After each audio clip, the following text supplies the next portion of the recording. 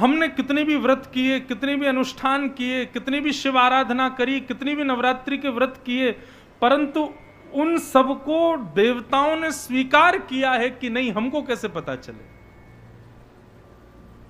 हमारे श्रावण के विल्लपत्र शंकर जी ने स्वीकार किए कि नहीं? क्यों? हजारों लोग चढ़ाते हैं। हमारे नवरात्रि के अनुष्ठान से देवी प्रसन्न है कि नहीं? हजारों लोग करते हैं। हमारे वैष्णो देवी बद्रीनाथ तीर्थ यात्रा करने से ठाकुर जी उसको स्वीकार कर रहे हैं कि नहीं? हमको कैसे पता? हमारे सोमवार मंगलवार के व्रत, एकादशी के व्रत कोई इनसे लाभ हो भी रहा है कि नहीं? हमको कैसे पता? तब यहां पर एक बहुत सुंदर बात कही गई। बोले विश्वक्सेन कथासु यह नोत्पादये दधिरतिम। बोले भैया, कहीं सत्संग चल रहा हो, कहीं कथा चल रही हो, कहीं पर इस प्रकार वैष्णव सब बैठ करके कीर्तन कर रहे हो, वहां जाकर के बैठ जाना। यदि आपको समय का पता ना चले, तन की सुध ना हो, और जो चर्चा वहां सुनाई गई उसको सुनने में रुचि उत्पन्न हो रही हो, तो समझना आपके व्रत, नियम, अनुष्ठान, दान, पुण्य, तीर्थ यात्रा सब स्वीकार हो गए हैं। इसीलिए आपका भाव बन रहा है। समझ में आई बात? कथा यदि समझ में आ रही है तो समझो आज की एकादशी का व्रत ठाकुर जी ने स्वीकार कर लिया, और कथा में झोंके आ गए तो समझ जाना पिछले महीने, इस बार 2 महीने का श्रावण तक खूब बिल्वपत्र चढ़ाए, शंकर जी ने एक भी स्वीकार नहीं किया है। कथा में रति होना ये आपके अनुष्ठानों के प्रति ठाकुर जी की प्रसन्नता का फल है कि कथा में रुचि है। और अनुष्ठान चाहे हम जितने कर लें, तीर्थ यात्राएं चाहे जितनी हम कर लें, व्रत चाहे जितने हम कर लें, प्रहलाद जी महाराज भागवत में कहते हैं कि न दानम न तपो निज्य न शौच्यम न व्रतानि च प्रीयते मलया भक्त्या हरिरन्य विडम्बनम। प्रहलाद जी कहते हैं बहुत दान करने से ठाकुर जी प्रसन्न होते हैं? बोले बिल्कुल नहीं। ये बात कब की है? अब थोड़ा सा सिनेरियो समझो। जब प्रहलाद जी महाराज दैत्यों के स्कूल में पढ़ने जाते थे, तो एक दिन दैत्य बालकों ने घेर लिया प्रहलाद को। बोले तू 24 घंटा भगवान को क्यों भजता? बोले क्यों ना भजूं? बोले अरे हम राक्षस हैं, राक्षस थोड़ी भजन करते हैं भगवान का। प्रहलाद जी बोले तो फिर कौन भजन करता है? बोले ब्राह्मण कुल में जन्मा हो, वैष्णव हो, मानव हो, दान पुण्य करता हो, वही। तब प्रहलाद जी कहते नहीं, भगवान की प्राप्ति के लिए तो इंसान होना भी जरूरी नहीं है। वो तो गजेंद्र को भी तारने आते हैं जो इंसान भी नहीं है। गजराज तारो तेने आवने को, जावने को, खावने पकावने को मीराबाई तारी है। नरसिंह मेहता को तारो वही वार सवारने को, वेदन सुनावने को जयदेव तारो है। सब तारते हैं वो बिल्कुल विचार नहीं करते कि तुम कौन सी जाति में हो। जात पात पूछे नहीं को, हरि को भजे सो हरि को। कल जिन काले खां की कथा हम सुन रहे थे वो तो हिंदू भी नहीं थे। कितनी सुंदर पंक्ति कहते हैं, अंतिम भाव उनका कितना बढ़िया था, कल बहुत देर तक मेरे चिंतन में चला। हिंदुओं के नाथ हो तो हमारा कोई दावा नहीं, पर हो जगत के नाथ तो हमारी सुध लीजिए। यदि केवल आप हिंदुओं के ठाकुर जी हो तो ठीक है, छोड़ दो हमको, लेकिन आपको तो लोग जगन्नाथ बुलाते हैं नाथ, तो हमारी सुध लीजिए। कितनी अच्छी बात। बंधुओं, हमारी जाति कौन सी, हम किस कुल में उत्पन्न हुए, ये जरूरी बात नहीं। हमारा व्यक्तित्व कैसा, हमारे भाव कैसे, ये जरूरी है।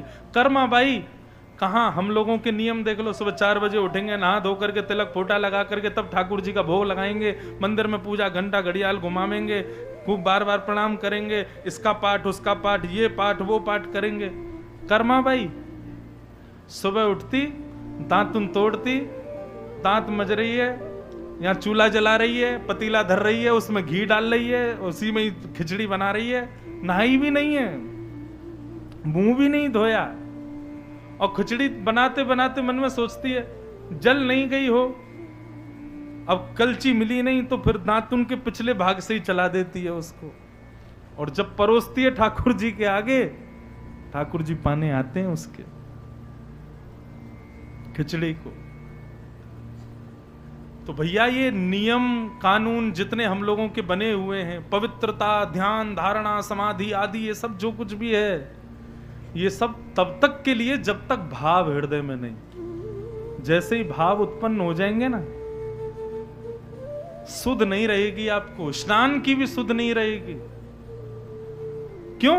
भाव जब आ जाते हैं तब आप ऑटोमेटिक पवित्र हो जाते हो, आपको फिर बाह्य पवित्रता की आवश्यकता नहीं। वृंदावन की घटना सुनो। बिहारी जी जब प्रकट हुए, हमारे वृंदावन बिहारी लाल, स्वामी श्री हरिदास जी ने प्रकट किया, और स्वामी जी के बाद में ठाकुर जी की निज अंग की सेवा करते थे श्री बिहारिन देव जी। बिहारिन देव जी सेवा करते थे बिहारी जी की, और बिहारी जी की सेवा करते करते इत्र लगाते लगाते मन में भाव रखते थे, हे बिहारी जी मुझे अप्रकट वृंदावन कब दिखाओगे। बंधुओं, वृंदावन की एक नई रीति आपको बताएं। वृंदावन में जिसके प्राण निकलते हैं, ठीक है, स्वर्ग नरक वैकुंठ सब जाते ही हैं, वृंदावन के लोग भी जाते होंगे, परंतु हमारे वृंदावन वासियों का ऐसा मानना है कि वृंदावन में जिसके प्राण निकलते हैं वो कहीं जाता नहीं है, वो अप्रकट वृंदावन में पहुंच जाता है। अप्रकट वृंदावन कैसा है? बोले अप्रकट वृंदावन में राधा रमन जी का भी मंदिर है, बिहारी जी का भी मंदिर है, राधा वल्लभ जी का भी मंदिर है, दामोदर जी भी हैं, गोविंद देव जी भी, गोपीनाथ जी, सारे मंदिर बिल्कुल ऐसा ही है अप्रकट वृंदावन। बस अंतर इतना है कि अप्रकट वृंदावन में प्रदर्शन वाले लोग नहीं आते, दर्शन वाले लोग रहते हैं। अप्रकट वृंदावन में स्वामी श्री हरिदास जी महाराज, गोपाल भट्ट गोस्वामी, श्री हित हरिवंश महाप्रभु, श्री मीराबाई, ये सब भक्तजन वहीं विराजमान हैं।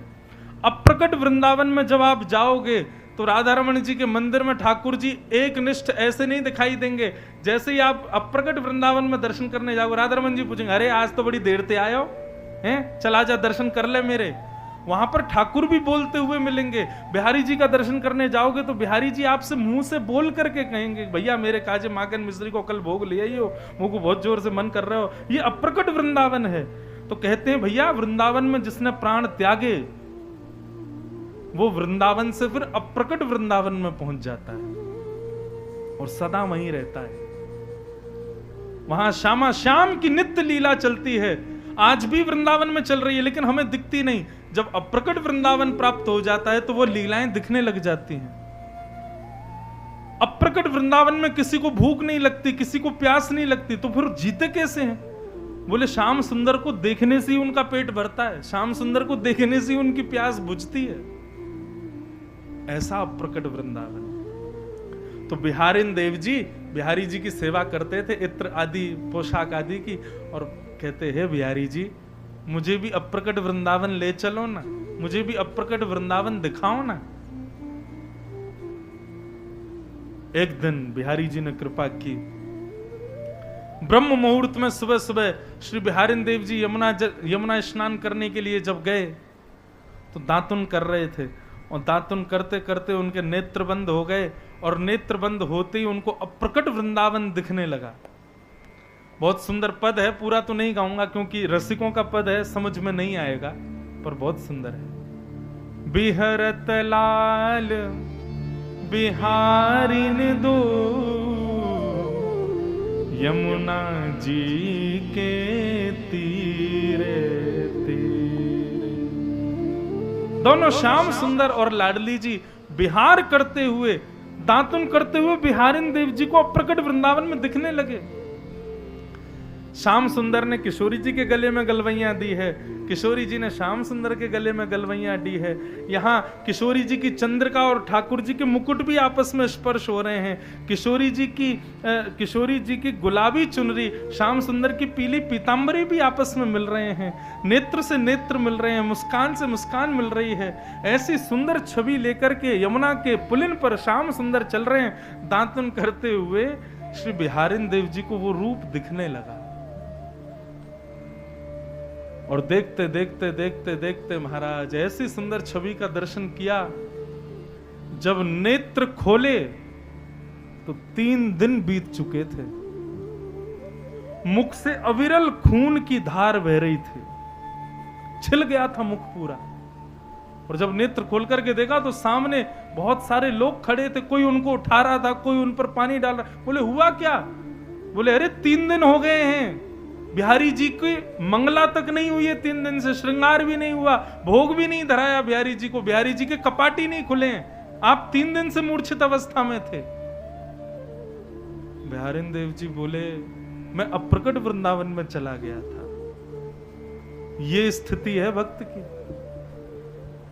हम यहां स्नान के पीछे भाग रहे हैं, 4 बजे स्नान होना चाहिए, इतनी पवित्रता, इतनी शुद्धता, इतना व्रत, इतने नियम, ये सब जरूरी हैं, लेकिन कब तक? जब तक ऐसी स्थिति ना हो जाए। भक्ति में स्थिति हो जाएगी तो इतनी भी शुद्ध नहीं रहेगी कि मेरे केश कड़े हैं कि नहीं, मैंने स्नान किया कि नहीं, मैं अपना श्रृंगार तो कर लूं। कभी दर्शन कीजिएगा पंडित श्री गया प्रसाद जी महाराज का, गोवर्धन के पंडित जी महाराज, कई लोगों ने तो शायद हो सकता है उनके दर्शन प्रत्यक्ष भी किए हों। यहां पर संतों का रूप देखो, क्या लगता है वो बहुत बढ़िया श्रृंगार करते हैं अपना, क्या बहुत बढ़िया वस्त्र पहनते हैं, लेकिन फिर भी उनसे ज्यादा सुंदर संसार में कोई नहीं लगता। क्यों? क्योंकि भाव युक्त है। यहां पर आदमी 15,000 की क्रीम से नहा रहे हैं तो सुंदरता नहीं आ पा रही है, लाखों के फेशियल करवा रहे हैं तो सुंदरता नहीं निकल के आ पा रही है। हमारे वृंदावन के रसिक जनों को देखो, केवल मस्तिष्क पर तिलक लगाने मात्र से उनकी शोभा बढ़ जाती है रूप की, उनके आगे सुंदरता भी नतमस्तक रहती है। हम संसारी हैं, इसीलिए हमें लगता है कि ये कैसे जी रहा होगा। भक्ति की रति, भक्ति की रीत ऐसी है। मीराबाई को सब समझाते थे, तेरे को क्या कमी है मीरा, राजकुल में जन्मी, राजकुल में ब्याह हो रहा है, सब तो संपत्ति सब छोड़ छाड़ के तू क्यों ये बार बार बैरागन बनी घूमी रहती है। पर भैया ये बात पक्की तरीके से मान लीजिए, आपके मेरे चाहने से हम भक्त नहीं बन सकते, ठाकुर जी हमसे प्रेम करते हैं तभी हम भक्त बन पाते। मीराबाई चाह करके एक राजकुल में जन्म लेकर के सारे उपभोग हैं उनके पास, मीराबाई के पास कोई कमी नहीं है, फिर भी गिरधर नागर को क्यों बचती? क्योंकि गिरधर नागर उससे प्रेम करते हैं। कुछ ना होते हुए भगवान को प्रेम करना, इसमें लोग ये बात कह सकते हैं इस पे कुछ नहीं है बेचारे पे इसलिए भगवान का भजन करता है, लेकिन सब कुछ होते हुए भी भगवत प्रीति करना, इसमें कहां जाओगे? तो भैया सीधी बात यही है, चाहे सब संपत्ति युक्त हो चाहे विपत्ति युक्त हो, कृष्ण प्रीति आपके वश की बात नहीं है, ये तो ठाकुर जी की कृपा है, आपकी बस की बात नहीं। कलम आ गया देखो विषय, कल हम चर्चा कर रहे थे किनकी? श्री रंग जी, रंगा जी जिनको कहते थे, यहीं दौसा जो जयपुर के रास्ते में पड़ता है, भरतपुर से जब जाते हैं तो दौसा में एक सरावगी हुए जैन व्यापारी, उनका नाम था श्री रंगा जी। उनका नाम तो वैसे श्री रंग जी था, पर रंगा जी कहकर के लोग बुलाते थे। तो रंग जी जो थे वो व्यापारी थे, उनकी दुकान में एक सेवक काम करता था। तो जो उनकी दुकान में लड़का काम करता था वो इतना पापी था, इतना दुराचारी था, जितना वेतन मिलता था उसको वो सब केवल व्यसन करने में, वैश्यागमन करने में, उल्टे सीधे काम करने में, अपनी इंद्रिय उपभोग करने में ही खर्च कर देता था। जिसका परिणाम ये हुआ कि उसकी जब मृत्यु हुई तो उसको नरक मिला, और नरक में भी साधारण नरक नहीं मिला, नरक में भी वो उसके पापों की जब लिस्ट यमराज ने देखी तो नरक में आने वाले पापियों का सरदार उसको बना दिया। वो तेरे भैया पाप इतने, तू तो इनको सरदार बनो रे, सरदार बना दिया। उसने कहा यमराज जी से मुझे क्या करना है? बोले यमलोक में पापियों को पकड़ के लाते हैं, तो कहां से कब किसको लाना है ये निर्देश तुम ही दोगे, तुमको संकेत मिला करेगा और तुम दूतों को भेजा करना। ठीक है। कभी कहीं से पापी उठवावे, कभी कहीं से। एक बार उसके पास में संकेत आया, बोले दौसा से एक पापी को लेके आना है। जैसे ही उसने दौसा नाम सुना, बोले अरे दौसा तो मेरी जन्मभूमि है, यहां मैं किसी दूत को नहीं भेजूंगा, यहां तो मैं ही जाऊंगा, अपने परिवार को देख आऊंगा, और जिन सेठ जी ने मुझे धन देकर के मेरे सारे व्यसन पूरे किए उनको भी देख आऊंगा। तो वो पापी दौसा खुद आया एक पापी को लेने। उसने सोचा अभी समय है, उसकी मृत्यु 3:30 बजे होनी है, अभी तो 2 ही बजे हैं, तब तक क्या करें। बोले चलो सेठ जी को थोड़ा समझाए आते हैं।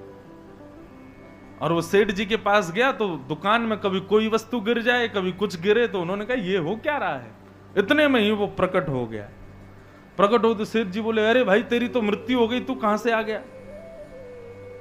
बोले रंग जी मैं तो आपको धन्यवाद देने आया, आपने मुझे बहुत वेतन दिया, मैंने आपका नमक खाया, परंतु आपके द्वारा मिले हुए धन से मैंने सारे गलत काम ही किए, और उसका परिणाम यह कि मृत्यु के बाद में मुझे नरक मिला। रंग जी बोले भैया हमने तो तेरे नाम के नीचे स्वर्गीय लिखवाया था, हमें नहीं पता तू नरकीय बना है। बोले नरक तो मिला, लेकिन नरक में भी यमराज जी ने मुझे पापियों का सरदार बना दिया है, मैं इतना बड़ा पापी निकला। बोले भैया अच्छा, और बोले और कुछ नहीं, मैं तो बस आपको थोड़ा समझाने आया हूं। क्या समझाने आए हो। बोले मुझे सब पता है कि आप भी कभी कभी घपला करते हो अपने व्यापार में, आप भी कभी कभी जो है लोगों को मूर्ख बनाते हो। बोले हाँ भैया अब तुम तो जानते हो व्यापार में करना पड़ता। बोले नहीं, इतना सा भी पाप आपने यदि किया रंग जी, तो फिर सोच लेना आपको भी नरक आना पड़ेगा, और वहां मेरे हाथ से ही सोटे खाने पड़ेंगे। और तब आप यदि कहोगे कि अरे तू तो मेरी दुकान का नौकर था, मुझे मत मारे, तो मैं सुनूंगा नहीं फिर आपकी, क्योंकि यहां आप बड़े थे मैं छोटा था, नरक में मैं बड़ा हूं, आपसे ज्यादा पापी हूं ना, आपका स्वामी रहूंगा। तो मैं तो केवल आपको समझाने आया हूं कि भैया नरक मत आना, बहुत गंदी जगह है, और नरक से यदि बचना है तो सुधर जाइए। जब ये प्रसंग में पढ़ रहा था ना बंधुओं, तो मन में एक आनंद सा प्रकट हुआ कि मतलब मानो श्री रंग जी को बचाना था, इसलिए ठाकुर जी ने सारी लीला की। नहीं तो रंग जी वही घपले की तरह अपना पूरा व्यापार करते रहते और एक दिन खुद भी नरक चले जाते। लेकिन ठाकुर जी कभी कभी किसी किसी को सांकेतिक रूप से बचाते हैं, उसके बाद भी व्यक्ति नहीं बचता तो ये उसकी जिम्मेवारी है। परंतु बंधुओं देखो, सांकेतिक रूप से किसी किसी को नहीं, सबको बचाते हैं ठाकुर जी। भरतपुर में कुछ हो गया, आप सबको पता चला कि भाई ऐसा ऐसा हो गया, तो एक प्रकार से आप सब सावधान हो जाते हो, वाले हम सावधान रहें, हमको ऐसा नहीं करना है। जब किसी की मृत्यु होती है ना बंधुओं, तब हम सबको संकेत मिलता है, इसने बढ़िया घर बनाए, खूब धन कमाया, खूब व्यापार किया, खूब गाड़ियां खरीदी, सब कुछ किया इसने जीवन में, लेकिन आज इसकी गति देखो, 4 लोगों के कंधे पर चढ़ करके जा रहा है। राम नाम सत्य है, गोविंद नाम सत्य है, कृष्ण नाम सत्य है।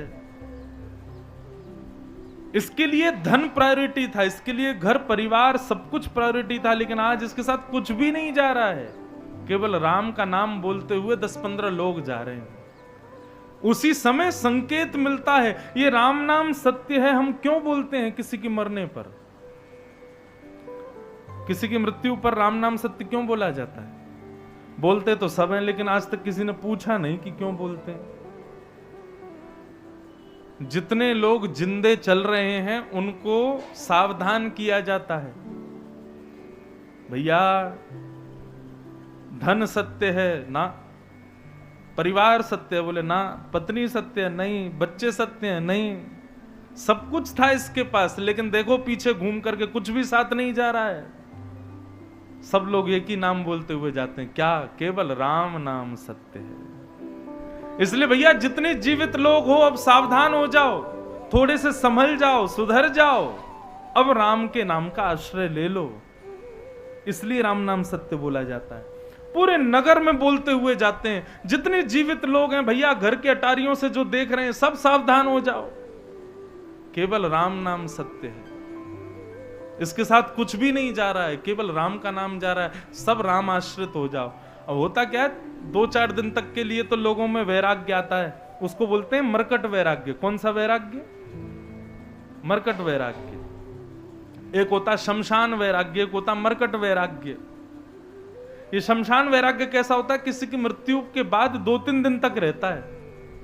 संसार बड़ा भैया ऐसा ही है। कल मेरे संग गया था, चाय पी रहा था रात में, बढ़िया था, बिल्कुल कुछ कर ही नहीं रहा था, यूं कह रहा था बेटी पढ़ के आ गई, उसका ब्याह करना है, सब करूंगा। देखो क्या भगवान की रीति, देखो सुबह ही चला गया। ऐसा वैराग्य सब लोगों के भीतर आता है जब किसी की मृत्यु होती है, लेकिन फिर भी संभलते कितने लोग?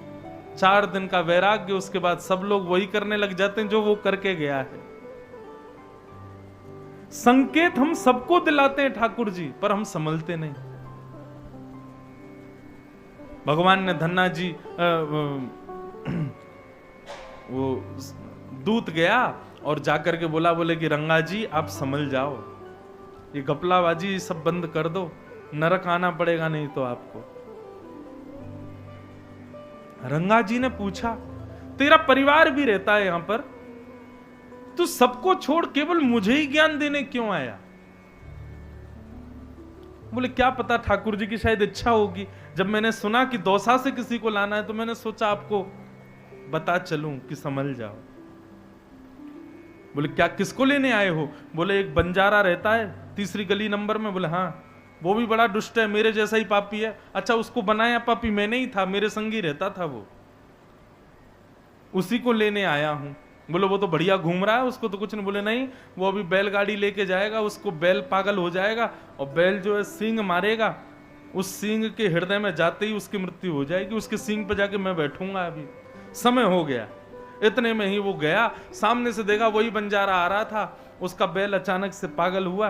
बैल को संभालने के लिए जैसे ही आगे आए तो बैल ने अपना सींग मारा, उसका हृदय विदीर्ण हो गया और उसकी मृत्यु। बस ये दृश्य देखते ही रंग जी तो संभल गए। उसी दिन से उन्होंने अपना भजन बढ़ा दिया और इतना भजन किया, इतना भजन किया, तुरंत गुरु आश्रित हो गए। श्री रामानंदाचार्य जी के वंश शिष्य परंपरा में जाकर के उन्होंने दीक्षा ले ली। व्यापार करते थे लेकिन कृष्ण नाम, राम नाम और भगवत नाम गाते हुए करते थे। छल कपट बाजी ये सब कुछ छोड़ दिया उन्होंने। और एक बात बताएं, भक्ति यदि परिपूर्ण रूप से जीवन में आएगी ना तो सब छोड़ना नहीं पड़ेगा, ये छल कपट बाजी सब अपने आप छूट जाएगी। जो भक्ति युक्त नहीं है उसको समझाना पड़ता है कि भाई ये गलत काम है, इसको छोड़ दो। भक्ति युक्त होते ही छोड़ना नहीं पड़ेगा, अपने आप छूटेगा। मैं अपनी कथाओं में कहा करता हूं, नित्य तिलक लगाने वाला व्यक्ति, नित्य हाथ में कंठी माला रखने वाला व्यक्ति, नित्य धोती पहनने वाला व्यक्ति, उसको भगवान मिलेंगे ये जरूरी नहीं, पर गलत कामों से अपने आप बचता हुआ चला जाएगा। ये तिलक, ये कंठी माला, ये स्वरूप ये बचाता है दूषित कर्म करने से। बाहर लगी हो यदि गोलगप्पे की दुकान, आप जाके खा सकते हो, मैं नहीं खा सकता। मैं यदि गोलगप्पे की दुकान पर खड़ा भी हो गया, 4 लोग खड़े और हो जाएंगे, गोलगप्पे वाला भी सोचेगा आए आए पंडित जी गोलगप्पे खाओगे। क्यों? स्वरूप से ही उसको लगेगा कि ये कैसे आ सकते। तो कई जगह दूषित स्थानों पर जाने से आपका वैष्णव स्वरूप ही आपको रोकेगा। भक्ति का मतलब केवल भगवत प्राप्ति ही नहीं होता बंधुओं, भक्ति का मतलब जीवन में सुधराव भी होता है। भक्ति जब जीवन में आती है तो आप सुधरने का प्रयास करोगे नहीं, अपने आप सुधर जाओगे। प्रयास तो मानव को करना पड़ता है, भक्त को नहीं करना पड़ता। तो रंग जी सुधर गए और इतना भजन किया महाराज उन्होंने। बड़ी सुंदर उनकी पूरी लीला कथा बताई जाती है। एक बार रात्रि में उनके बेटे को भूत दिख रहे थे।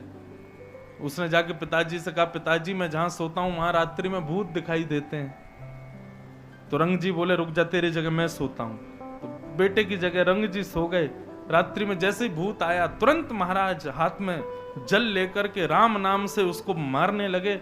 इतने में ही प्रेत प्रकट हो गया। बोले भगवान, मैं आपकी कृपा पाने के लिए आ रहा हूं। बोले क्या कृपा चाहिए? बोले आपने इतना भजन किया है, आप इतना भगवान का स्मरण करते हो, आप में इतनी सामर्थ्य है कि आप प्रेतों को मुक्त कर सकते हो। बोले कैसे? बोले आप एक बूंद जल अपने चरण में डाल दीजिए और आपके चरण का छुपा हुआ वो एक बूंद जल मुझ पर छिड़क दीजिए। रंग जी ने जैसे एक बूंद जल अपने चरण से छुपा के उस पर छिड़का, इतने में ही शंख चक्र गदा पद्म चतुर्भुज रूप धारण करके भगवत धाम को प्रस्थान कर गया। तब रंग जी को समझ में आया, भजन केवल मेरा कल्याण नहीं कर रहा है, मेरे भजन से ना जाने कितनों का कल्याण होगा। आपका भजन करना, आपका भक्ति करना केवल आपका कल्याण नहीं होगा, उससे ना जाने कितनों का। कहते हैं भैया, जब कोई भक्त प्राण त्यागता है और उसका अंतिम संस्कार किया जाता है ना, तो अंतिम संस्कार में उसकी चिता से निकलने वाली लपट और धुएं से भी आसपास में जितनी भी प्रेतात्माएं हजारों वर्षों से भटक रही हैं, वो सब उसके शरीर से निकलने वाली तेज से, भजन के बल से मुक्त हो जाते हैं। भजन केवल आपका कल्याण नहीं कर रहा है। मान लीजिए कि आप 2 माला रोज करते हो और माला करने के बाद आप नगर में जाते हो, तो आपकी दृष्टि जिस पर पड़ेगी उसका एक एक पाप नष्ट होता चला जाएगा आपकी माला के प्रभाव से। भजन करना तो सबसे बड़ा सत्कर्म है संसार का। हम क्यों कहते हैं कि भाई संतों को प्रणाम करो, संत एक बार हमारे घर आ जाएं, संतों की दृष्टि हम पर पड़ जाए? क्यों? क्योंकि उनका भजन इतना है, उनकी दृष्टि मात्र से हमारा कल्याण हो जाने वाला है। इसलिए जो लोग आजकल प्रामाण्यवादी लोग हैं ना, वो लोग कहते हैं कि अरे आप दुनिया के लोगों को कहते हो भजन करो, अरे कर्म करने का उपदेश किया करो। मैंने कहा भाई अभी इस फिलॉसफी को तुम जान नहीं पाओगे। भजन का मतलब केवल भगवत प्राप्ति नहीं है, भगवत प्राप्ति तो मुख्य उद्देश्य है ही। मेरे पूज्य नाना जी पंडित श्री कृष्णलाल शास्त्री जी, वो भी भागवत के वक्ता थे, इतनी सुंदर बात कहते थे।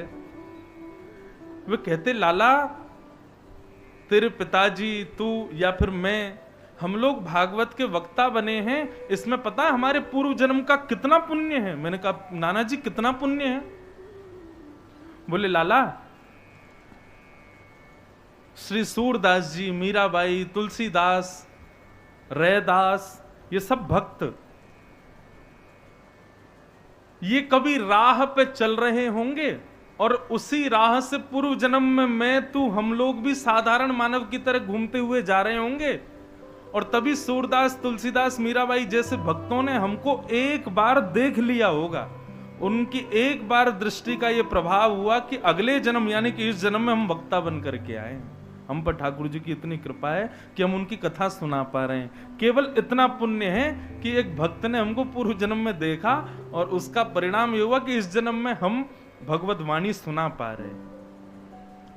जब नाना जी ने ये बात मुझे बताई तो मेरे रोए रोए खड़े हो गए।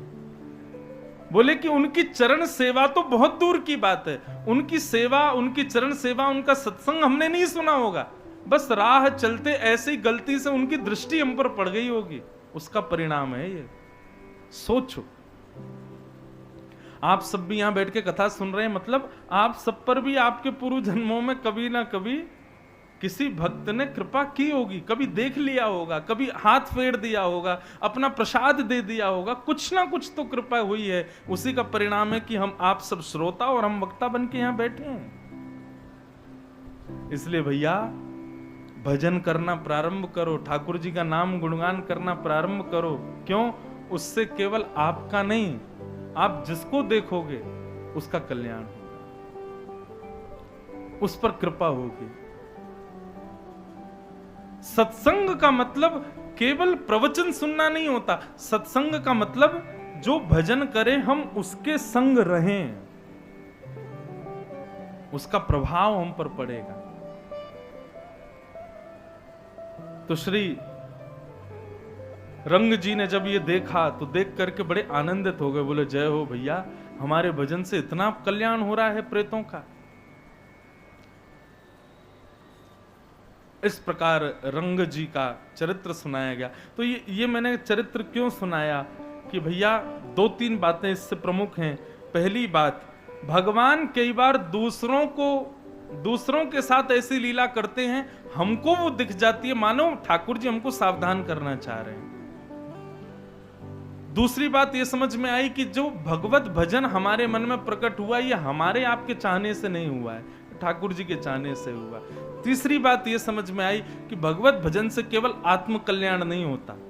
हम जिसको देखते हैं, हम तिलक लगा के घूमते हैं, हमारे तिलक वाले स्वरूप को जो देखता होगा उसके ऊपर कोई ना कोई कृपा तो होती होगी। ऐसा नहीं कि हम में कोई कृपा है। ये वैष्णव तिलक जो है ना, इसको देखने से उसके हृदय में क्षण भर के लिए भगवत भाव तो प्रकट होता होगा ना, उसी से कल्याण हो जाता होगा।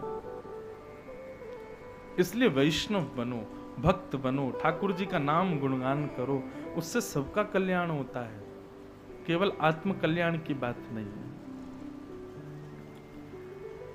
तो भगवान ने इस प्रकार अपनी संपूर्ण ब्रज की लीला को करते हुए धामना स्वेन सदा निरस्त कुहकम सत्यम परम धीमहि, ऐसे परम सत्य को हम प्रणाम करते हैं। तो मैं निवेदन कर रहा था, भागवत का और हमारा प्रारंभ एक जैसा है, जन्म से प्रारंभ है, पर हमारा विश्राम हम सोचते हैं कि मृत्यु पर है, पर भागवत कहती है परम विश्राम तब मानो जब श्री गिरिराज जी की शरण में चले जाओ, जब श्री राधा रमण जी के शरणागत हो जाओ, जब श्री ठाकुर जी के शरणागत होता हो, तब समझना कि हाँ अब तुम्हारे लिए संसार विश्राम। पर संसार के रह नहीं पाएंगे, संसार के हो नहीं पाएंगे। संसार में फिर हमको अभिनय करना पड़ेगा, केवल रहने का, नियम निभाने का, जीने का, माता पिता भाई बंधु बुआ फूफा इन सबके साथ केवल एक अभिनय सा करना पड़ेगा हमको, और वही जीवन है बंधु, अभिनय ही तो करना है। वास्तव तो केवल श्री गोपाल जी। सूरदास कहते हैं, बिन गोपाल को नहीं अपनो, जासों कीरति रही हैं, मन पंछी उड़ जाई हैं, जा दिन मन पंछी उड़ जाई। बिन गोपाल को नहीं अपनो, ठाकुर जी के अलावा कोई हमारा नहीं। तुम हमारे थे प्रभु जी, तुम हमारे हो, तुम हमारे ही रहोगे, ओ मेरे प्रिय।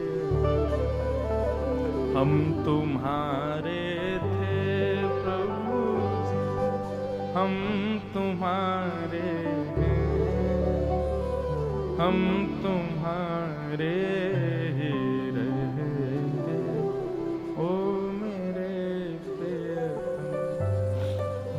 बस इतने मात्र से कल्याण हो जाना है। भागवत का विश्राम है श्री हरि के चरणारविंद, हमारा भी विश्राम वहीं होना चाहिए, ठाकुर जी के चरण मिल जाएं बस। उसके बाद शरीर प्रतीक्षा करेगा अंत होने के लिए, बाकी आत्मा का अंत तो उसी दिन हो जाएगा जिस दिन ठाकुर जी मिल गए। कृष्णदास जी अष्ट सखाओं में एक हुए, वे कहते हैं, सजल श्याम घन वरण लीन है, फिर चित अनत न भटक्यो, मेरो मन गिरधर छवि पे अटक्यो। कृष्णदास जी कहते हैं, सजल श्याम घन वर्ण लीन है, श्याम सुंदर ने जिसका वर्ण कर लिया, आप बिहारी जी का वर्ण करो ये विशेष बात नहीं, बिहारी जी जिस दिन आपका वर्ण कर लेंगे ना, फिर चित अनत न भटक्यो, फिर कहीं भटक ही नहीं पाओगे, फिर कहीं जा ही नहीं पाओगे, फिर किसी को हो ही नहीं पाओगे। मेरो मन गिरधर छवि पे अटक्यो, फिर तो जहां देखोगे जिस भाव में रहोगे बस ठाकुर जी दिखाई देंगे, उनके अतिरिक्त और कुछ नहीं।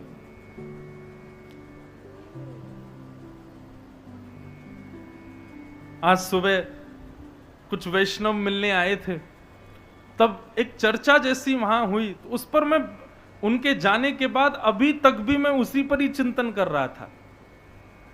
और चिंतन का विषय यह था कि महाराज जी भक्त बनने में डर लगता है, क्यों? गृहस्थ जीवन में हम भक्त बन गए और हमारा जो जीवन संगी है वो भक्त नहीं हुआ तो फिर कैसे जिएंगे हम? मतलब जुआरी के साथ रह सकते हैं, मदिरा पान करने वाले के साथ रह सकते हैं, उसके लिए हम भक्त ना बने। और भक्त बनने में केवल यह भय है कि सामने वाला भक्त नहीं हुआ तो। करमेती बाई का प्रसंग कभी पढ़िए। देखिए, भक्ति में कई स्वरूप स्वभाव ऐसे हैं, वो थोड़े कड़वे लग सकते हैं, लेकिन वो वास्तविकता है। हम भक्त इसलिए नहीं बने क्योंकि हम संसार में, संसार के उपभोगों में, संसार के व्यसनों में, संसार के भौतिकवाद में जीना चाहते हैं। हम भक्त इसलिए बने क्योंकि हम मुक्त होना चाहते हैं, हम ठाकुर जी को प्राप्त करना चाहते हैं। उसी पथ पर इसलिए हमने ये पथ चुना है। इसलिए मैं तो पहले ही सावधान कर देता हूं, या तो आओ ही मत इस पथ पर। आ गए हो तो फिर कमर कस के आना भैया, क्योंकि फिर बदल जाओगे पूरा जीवन। एक कल से एक व्यक्ति हैं, मैं जानता तो नहीं हूं उनको, वो तो कह रहे हैं हम तो महाराज जी एक ही दिन में ही बदल गए, अब 6 दिन में क्या करके जाओगे आप हमारा? मैं रुक जाओ, घर परिवार सब छुड़वा के जाएं तुम्हारा अभी।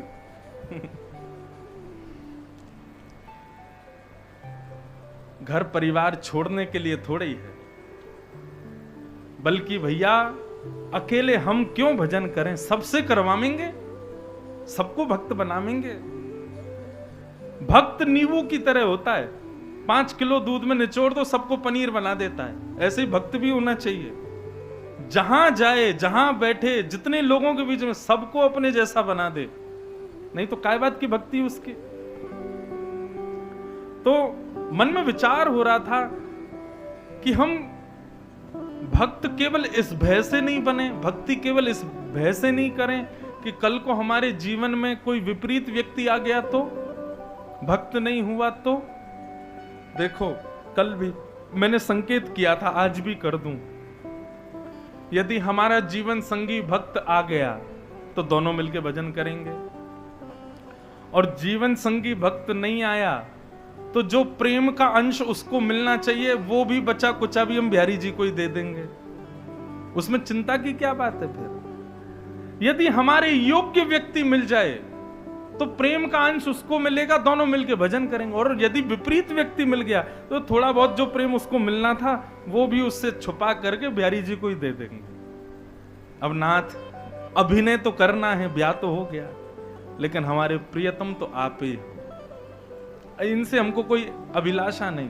और एक और बात कहें, यदि भक्त पुरुष है और विपरीत पत्नी मिल जाए तो प्रयास करो, धीरे धीरे अपने भक्ति भाव से उसको सुधारो, उसको भी भक्त बनाओ। भक्ति के गुण तो आते हैं बंधुओं, जब समीप रहने लगते हैं तो जैसे वायरस फैलता है एक दूसरे से स्पर्श से, ऐसे भक्ति भी फैलती है कभी कभी। तो प्रयास, अब ये समझ लो कि तुम्हारा जीवन ही यही है कि तुम्हारा उद्धार तो हो गया, तुम भक्त बन गए, अब इसका और करना है, इसको और बनाना है। लेकिन उसके बाद भी ना बने तो फिर छोड़ो उसको, राम भरोसे। उसके हिस्से का जो प्रेम है वो भी ठाकुर जी को ही दो, फिर बस अपना जीवन व्यतीत करो। अब देखो, अब ऐसे तो हम पर चरित्र आते जाते हैं मन में। एक चरित्र है श्री अंगद जी महाराज का। जगन्नाथ जी के भक्त हुए श्री अंगद जी। उनकी पत्नी बड़ी भक्त थी, लेकिन अंगद जी भक्त नहीं थे। अंगद जी पत्नी के भक्त थे, पत्नी जगन्नाथ जी की भक्त और अंगद जी पत्नी के भक्त। पत्नी कथा में जाती, संतों के पास जाती, वैष्णवों का संग करती, पर अंगद जी कहते देवी तुमको जहां जाना है जाओ, लेकिन हमारी तो यहीं से राम राम है, हमसे मत कहना चलने के लिए। पत्नी कहती कोई बात नहीं, धीरे धीरे कभी तो बदलाव आएगा इनके हृदय में। एक दिन पत्नी ने अपने घर पर सत्संग रख लिया। अंगद जी महाराज किसी राजसभा, राज दरबार के सिपाही थे, ऊंचे पद पर थे। शाम को लौट करके जैसे ही अपने घर आए तो देखा वहां तो पंजीरी बट रही है, राधे राधे बोल रहे हैं, सब लोग नाच रहे हैं, कूद कूद करके सत्संग चल रहा है घर पे। अंगद जी बोले मेरी बिना आज्ञा के ये क्या हो रहा है? उसने जाकर के चिल्लाना बरसना शुरू कर दिया संत महात्मा वैष्णवों पे। बोला कहां चले आए हो, ये क्या कर रहे हो? बोले भैया कथा हुई है, पंजीरी बट रही, लो तुम भी पाओ। पात्र वात्र सब दूर फेंक दिए। किससे पूछ के कथा हुई यहां पे? पत्नी बोली मैंने बोला इनको, आप शांत हो जाइए, ये मेरे गुरु जी हैं। आज सुंदर पर्व था तो हमने घर पर सत्संग रख लिया। सुनिए, आप सब लोग तुरंत जाओ यहां से, ये मेरा घर है, मेरी अनुमति के बिना ये कोई धर्मशाला नहीं, चले आए मुंह उठा के, जाओ चलो निकलो यहां से। सब भक्त बेचारे वहां से चले गए। पत्नी मन में विचार करने लगी, ये कभी भजन नहीं करते, कथा नहीं सुनते, मैंने सब सहा, लेकिन मैं करती हूं उससे इनको दिक्कत क्यों? और मेरे गुरुदेव भजनानंदी सब लोग आए घर पर, ठीक है 10 मिनट के लिए अच्छा नहीं भी लग रहा तो मुस्कुरा ही देते, उनके जाने के बाद मुझसे कह देते, उनके बीच में इतना क्रोध। सूरदास जी की एक पंक्ति है भैया, तजोरे मन हरि विमुखन को संग, जाके संग कुमति उपजत है, पड़त भजन में भंग। तजोरे मन हरि विमुखन को संग। लेकिन कैसे? अगर मैं पति को छोड़ करके चली जाऊं तो यह भी तो उचित नहीं होगा, यह भी पाप होगा। ब्याह हुआ है, तुम्हारा पति है, तुम उसको छोड़ के चले गए। तो अंगद जी की पत्नी ने क्या किया, घूंघट कर लिया और अपने पति से जाकर के बता दिया, बोले आज के बाद मृत्यु पर्यंत मैं ना तो आपका मुख देखूंगी और ना आपको अपना मुख दिखाऊंगी। पत्नी हूं, ब्याह हुआ है मेरा, तो जो जो पत्नी के धर्म होते हैं उन सबको मैं निभाऊंगी। आपके लिए भोजन बनाऊंगी, आप आएंगे आपकी सेवा करूंगी, आपके वस्त्र आदि भी सब धोऊंगी, आपका घर भी संभालूंगी, बच्चों का भी पालन करूंगी। परंतु आज जो आपने कृत्य किया है उसको मैं क्षमा नहीं कर सकती। तो उसका दंड केवल यही है कि आज के बाद ना तो मेरा मुख आप देखोगे ना मैं आपका मुख देखूंगी। बाकी अभिनय पूरा करूंगी, रहूंगी आपके संगी, सब सेवा आदि करूंगी, लेकिन मन से अब मैं आपको त्याग चुकी हूं। ये तो और खतरनाक है। यही तो किया था महादेव ने सती के साथ। जब राम जी की परीक्षा ली तो बस इतना किया कि सती का आसन बगल की जगह सामने धर दिया। तुम मेरी मां का रूप धारण कर चुकी हो, अब मैं पत्नी नहीं मान सकता तुमको, रहो हमारे साथ ही, लेकिन मन से हमने आपका त्याग कर दिया। अंगद जी इतने परेशान हो गए, बोले अरे ये तो गलत हो गया। मैं तो पत्नी से बहुत प्रेम करता हूं अपनी से। खूब मनाया लेकिन नहीं मानी, चरणों में गिर जाती, बोले आपके पांव पूज रही हूं मैं कि मुझसे अब जिद मत कीजिएगा कि अपना मुख दिखाओ, मेरा ये नियम है, जो हरि का नहीं वो मेरा नहीं, बाकी ब्याह हुआ है तो मैं निभाऊंगी। अंगद जी बड़े दुखी रहने लगे। 10, 15, 20 दिन हो गए, 1-1.5 महीना हो गया। अंगद जी को ना तो भोजन अच्छा लगे, ना जल अच्छा लगे, ना घर जाना अच्छा लगे। पत्नी ने मुख ही नहीं दिखाया। एक दिन अंगद जी घोड़े पे बैठ के जा रहे थे, ऐसी कथा चल रही थी, वैष्णव बैठे थे। अंगद जी बोले इसी कथा ने मेरा घर बर्बाद कर दिया। ऐसा क्या मिलता है कथा में, जरा सुनूं तो सही। में जाके घोड़ा अपना बांध दिया, जाके बैठ गए पीछे, और पीछे बैठे बैठे जब उन्होंने कथा सुनी तो जो उनका विषाद था ना पत्नी के विरह का, वो विषाद उसको भूल गए, उनके मन से वो विषाद चला गया।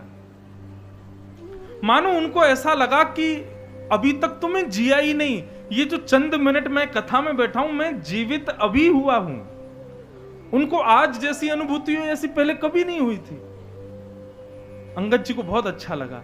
अंगद जी ने वहां किसी व्यक्ति से पूछा, भैया ये कथा कितने बजे शुरू होती है? बोले इतने बजे शुरू होती है। अच्छा ठीक है। अगले दिन अंगद जी समय से आ गए, समय से आकर के बैठ गए, कथा सुनी।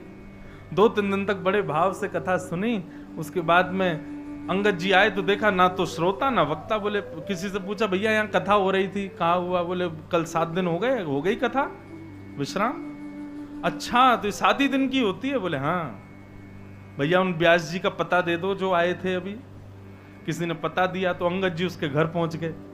व्यास जी से जाके बोले, आपने, वैसे तो आप जैसे ही एक व्यास जी, उन्होंने मेरा घर उजाड़ दिया, लेकिन अब मुझे पता चला कि मेरी पत्नी को घर कथा से प्रीति क्यों। महाराज आपकी अगली कथा कहाँ होगी, मैं पूरी सुनना चाहता हूं। व्यास जी ने बताया तो अंगद जी वहां पहुंच गए। अब तो वहां जाकर के उन्होंने पूरी कथा जब सुनी, अब तो उनको और प्रीति हो गई। पहले दिन पीछे बैठे, बीच में आ गए, अगले दिन थोड़े और आगे आगे, अब तो वो सबसे आगे कोने में बैठ जाएं और नेत्र बंद करके 4 घंटा पूरी कथा सुने। एक बार उसी नगर में कथा हुई जहां अंगद जी रहते थे। अंगद जी महाराज कथा सुनने के लिए गए। जैसे ही कीर्तन प्रारंभ हुआ तो भाव विभोर नेत्रों में खड़े होकर नृत्य करने लगे। वहीं पत्नी भी बैठी थी कथा में दूर। पत्नी ने भी कीर्तन सुना। कीर्तन सुनते हुए जैसी दृष्टि पड़ी, बोले ये नाच कौन रहा है? और जैसे ही मुखमंडल देखा, बोले अंगद जी, ये मेरे पतिदेव यहां नृत्य कर रहे कथा में। आंखें मीड़ करके देखा, बोले कहीं कोई स्वप्न तो नहीं है, मेरे पतिदेव का कथा से कब से संबंध हो गया। उस दिन चले गए। दूसरे दिन पत्नी ने फिर गौर किया तो देखा अंगद जी तो भाव विभोर नेत्रों से सजल, अश्रु बह रहे हैं, भाव से कथा सुन रहे हैं। किसी से पूछा, पत्नी ने, बोले इनको जानते हो? बोले हाँ, ये अंगद जी हैं, अरे बड़े रसिक हैं, वहां कथा में भी आए थे, उस कथा में भी आए थे। भैया ये तो हर कथा में आते हैं और बड़े भाव से कथा सुनते हैं। पत्नी बोली अब ये हरि सन्मुख हो गए हैं, बड़ी कृपा कथा की हो गई कि हमारे पति को भी अपनी ओर ले लिया। आज जैसे ही अंगद जी कथा सुन के घर लौटे तो पत्नी ने अपना घूंघट ऊपर कर रखा था। अंगद जी महाराज आते ही बोले देवी मैं आ गया हूं, घूंघट कर लो। पत्नी बोली नहीं, अब घूंघट की जरूरत नहीं है। क्यों? बोले क्योंकि अब आप हरि सन्मुख हो गए हो, अब आपको कथा से, सत्संग से, ठाकुर जी से प्रेम हो गया है। तो आप जब परिवर्तित हो गए तो मैंने भी अपना नियम तोड़ दिया कि अब आज के बाद मैं आपसे मुख नहीं छुपाऊंगी। लीजिए, देख लीजिए मेरा मुखमंडल। अंगद जी बोले देवी एक बात सत्य बोलूं, बुरा तो नहीं मानोगी? बोले हाँ बोलो। बोले पहले तुम मुझे बड़ी बढ़िया लगती थी, तुम्हारे रूप को देखने में मुझे बड़ा आनंद आता था, पर जब से मैंने श्याम सुंदर के बारे में सुना, श्री जी के बारे में सुना, किशोरी जी के बारे में सुना, विश्वास मानना तुम केवल दृष्टि में सुंदर हो, वास्तविक सुंदरता तो हमारे श्यामा श्याम की है। अब तो उन्हीं को देखने की इच्छा है, अब इन नेत्रों से तुमको देखने की इच्छा नहीं हो रही, क्षमा करो मुझे। पत्नी बोली मैं वारी जाऊं आप पे, अब तो मेरा मन हो रहा है कि बस अब मैं और आप दोनों संग ही भजन करेंगे और संग ही श्यामा श्याम के दर्शन करेंगे। ऐसे श्री अंगद जी का चरित्र। आगे और भी बहुत बड़ा चरित्र है, फिर किसी दिन सुनाऊंगा। परंतु बंधुओं, ये बात उन लोगों के लिए जो भयभीत होते हैं। भक्त बनने में काय को भयभीत हो रहे हो? क्यों? कल को भक्त नहीं मिला तो, हमारा जीवन संगी भक्त नहीं हुआ तो, अरे नहीं हुआ तो उसके अंश का प्रेम भी ठाकुर जी को दे देंगे, और नहीं तो ठाकुर जी की इच्छा होगी तो उसको भी भक्त बना ही देंगे ठाकुर जी। बाकी भैया हमने तो अपने लाल जी से कह रखा है, अपने ठाकुर जी से, मैं ठाकुर जी तुम्हारी 3 समय की रोटी चलती रहे, हमारी कथा चलती रहे, यदि आप ऐसा चाहते हो तो ऐसी ही लाना, नहीं तो हमारी कथा छूटे, आपकी सेवा छूटे, ऐसी मत कर दी हो। तो ऐसे ही अपने ठाकुर जी से प्रार्थना किया करो।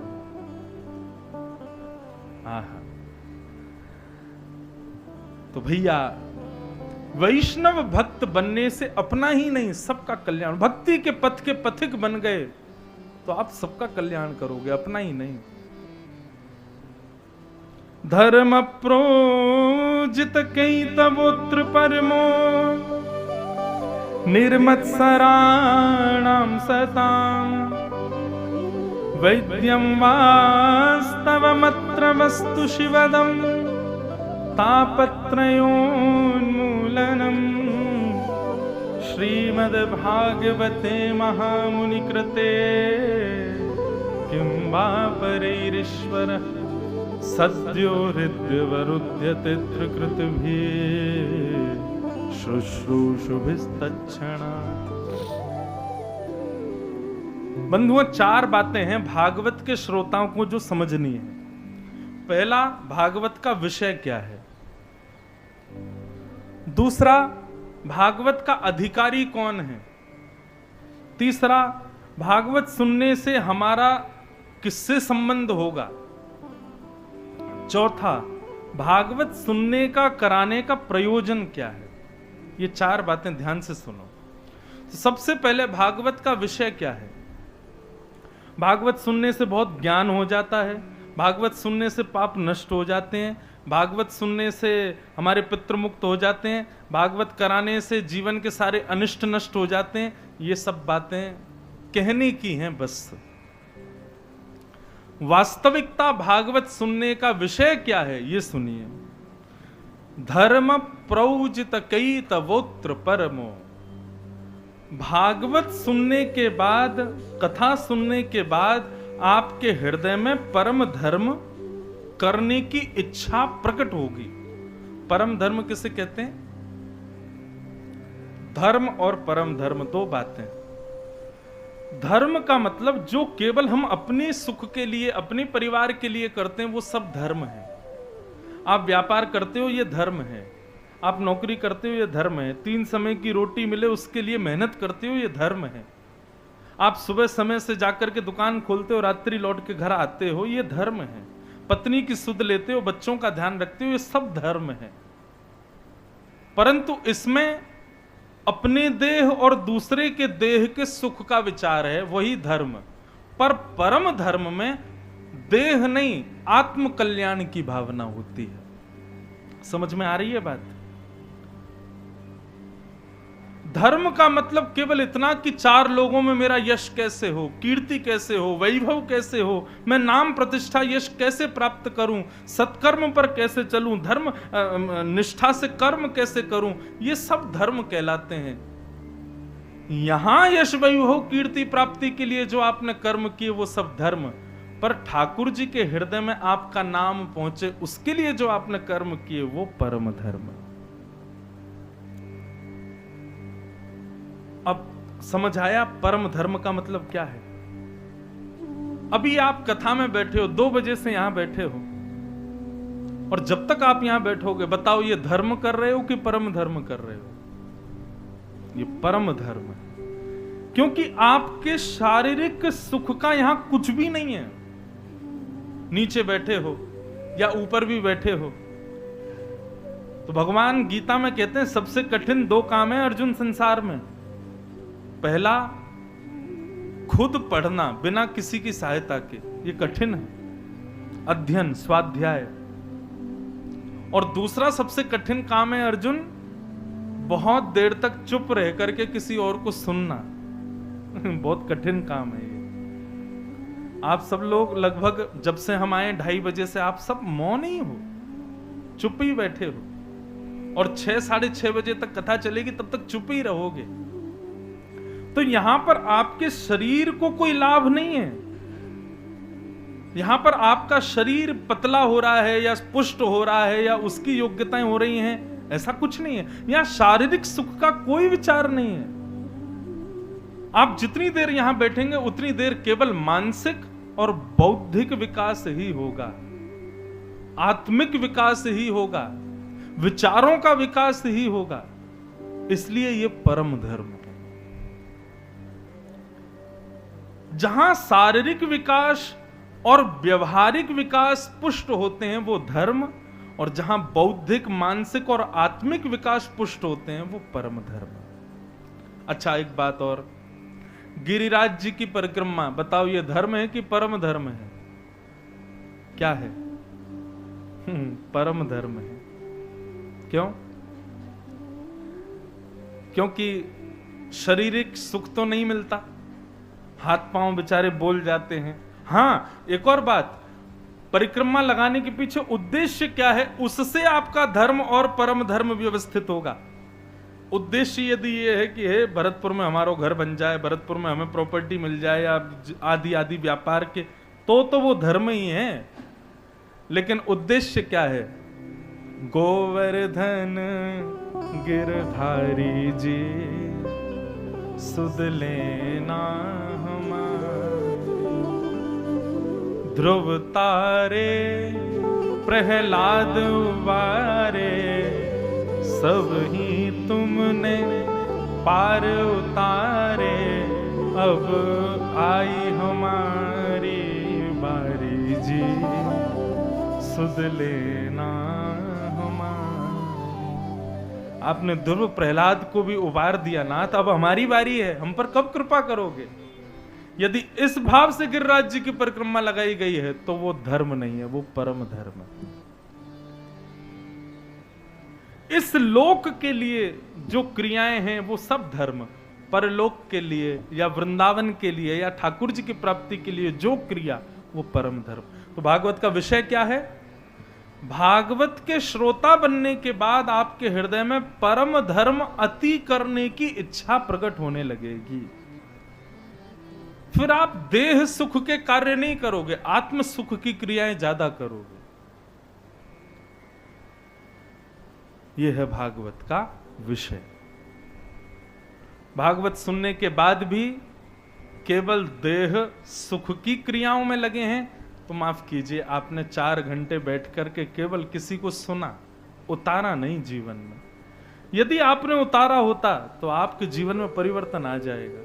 मैंने कितने लोगों को देखा है सत्संग के कुछ बिंदु सुनने के बाद में उनका जीवन परिवर्तित हो जाता है। अब क्या है, बोले महीने में एक बार तो वृंदावन आना ही है, संतन की सेवा करनी है, ब्रजरज माथे से लगानी है, नित्य ठाकुर जी का स्मरण करना है। ऐसे परिवर्तन कितने लोगों के जीवन में देखे। तो जहां पर आत्म कल्याण की भावना आ जाती है वो परम धर्म कहलाता है। देह कल्याण की भावना जहां है वो परम धर्म नहीं, वो धर्म कहलाता है। तो भागवत का विषय परम धर्म का बीज बोना हमारे अंदर, ये भागवत का विषय। दूसरी बात, भागवत का अधिकारी कौन है? बोले महाराज जी जिस नगर में कथा हो वहां के नगरवासी सब अधिकारी हैं ना। कई लोग दूर दूर से भी आते हैं कथा सुनने, कई लोग आमंत्रित आते हैं। तो कथा का अधिकारी कौन है? आमंत्रित लोग, व्यवस्था प्रमुख लोग, नगरवासी लोग, कौन है कथा का अधिकारी? तब यहां कहा गया निर्मत सराणाम सताम। चाहे नगरवासी हो, चाहे आमंत्रित हो, चाहे दूर से आए हुए हो, यदि उनके हृदय में निर्मत्सरता है तो ही वो अधिकारी है, नहीं तो वो अधिकारी नहीं है। निर्मत्सरता किसको कहते हैं? किसी और की उपलब्धियों से जलने वाला व्यक्ति, किसी और की उपलब्धियों से विचलित होने वाले व्यक्ति को मात्सर्य व्यक्ति कहते हैं। और ऐसी स्थिति जिसकी नहीं है, जो दूसरे की उपलब्धि से उसके हृदय पर ज्यादा असर नहीं पड़ता, ऐसा व्यक्ति ही कथा का अधिकारी है। हम तो इसका एक प्रमाण दें, 7 दिन कथा सुनना और देखो चाहे कितना भी छुपा लो, हमको सब पता है, हर व्यक्ति का कोई ना कोई वो जरूर होता है जिससे उसको ईर्ष्या हो जाती है। हम सबके जीवन में एक ना एक व्यक्ति ऐसा होता है जिससे हमको कभी ना कभी ईर्ष्या होती है, कभी ना कभी उसके प्रति द्वेष भाव आता है, उसकी उपलब्धियों से हमको ज्यादा प्रशंसा नहीं होती। तो हमारी कही एक बात मानना, 7वें दिन 15 तारीख को जब यहाँ कथा पूरी हो ना, कथा का प्रसाद पाने के बाद में शाम को उसी व्यक्ति से मिलने जाना। यदि उसको देख करके अब भी आपके हृदय में कुछ जलन जैसी अनुभव हो तो समझना अभी कथा हमने नहीं सुनी।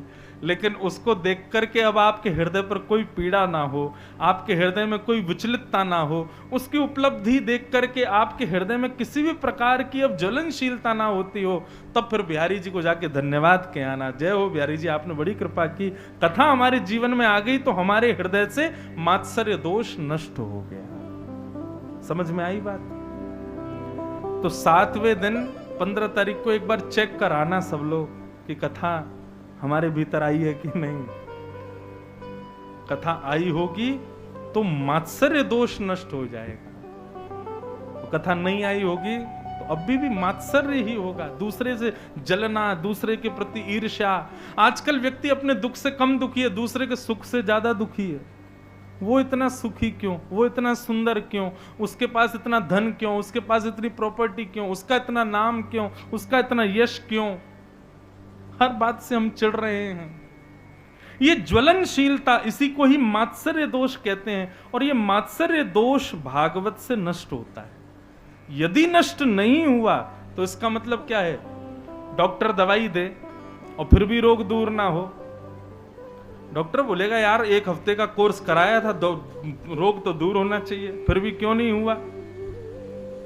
दवाई ले रहे थे समय से, बोले हाँ आपने कहा था सुबह शाम भोजन के बाद लेनी है, ले रहा था मैं।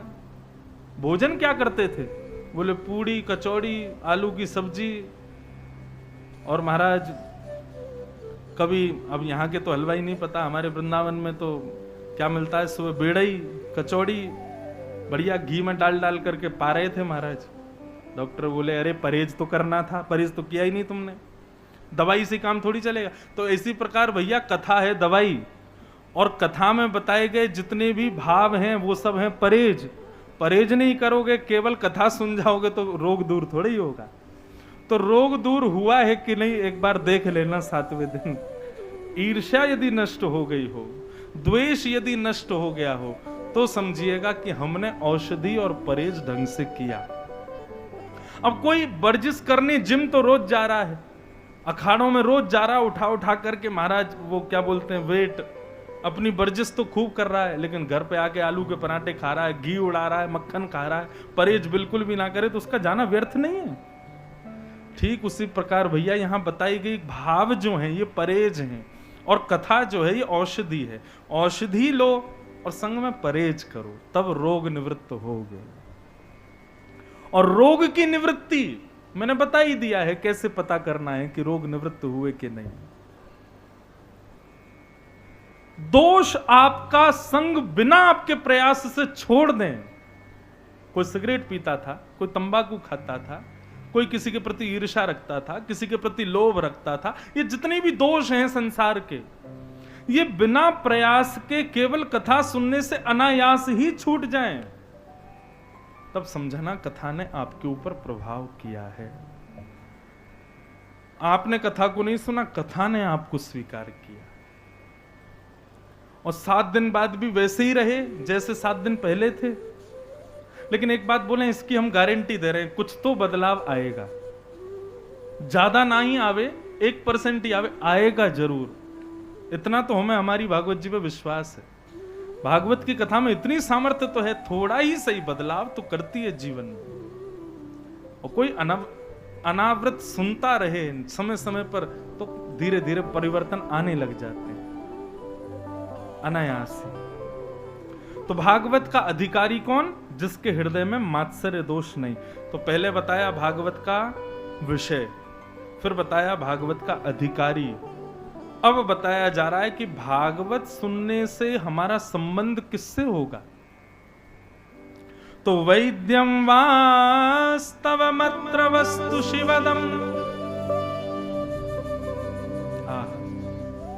वस्तु प्रस्तुत वेणुनादल हरि निर्वाण निर्व्याकुलम, स्रस्तः स्रस्त निबद्धनी विविलशद गोपी सहस्त्रावृतम, हस्तन्यस्तन तापवर्ग मखिलो दारम किशोराकृति।